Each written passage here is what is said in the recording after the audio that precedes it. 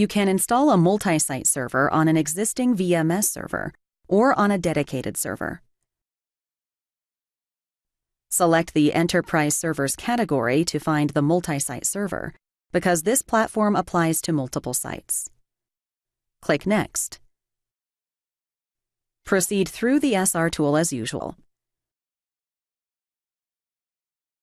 When ready, click Install. SR tool installs the multi-site components and database required to track all VMS servers and data in the multi-site deployment.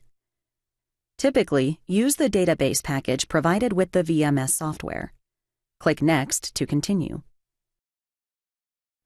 When the MSS Database Setup Manager opens, ensure that Fresh Install is selected. Click Next. Select your required maintenance plan, and then select the target directory for the backup files. Click Next.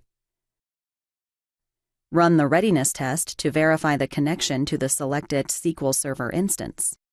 Upon success, click Install. Click OK, and then Close. When database installation is complete, the multi-site server wizard runs. Click Next and accept the license agreement. On the settings page, you typically use the default port.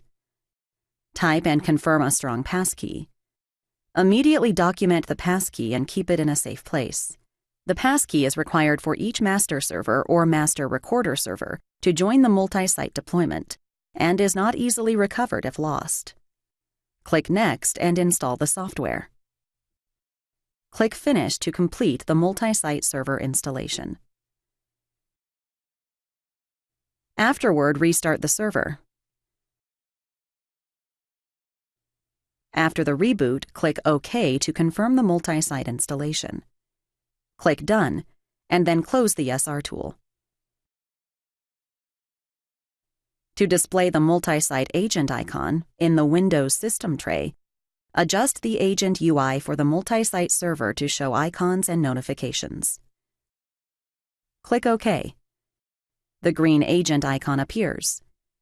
Right-click the icon to display common multi-site server functions.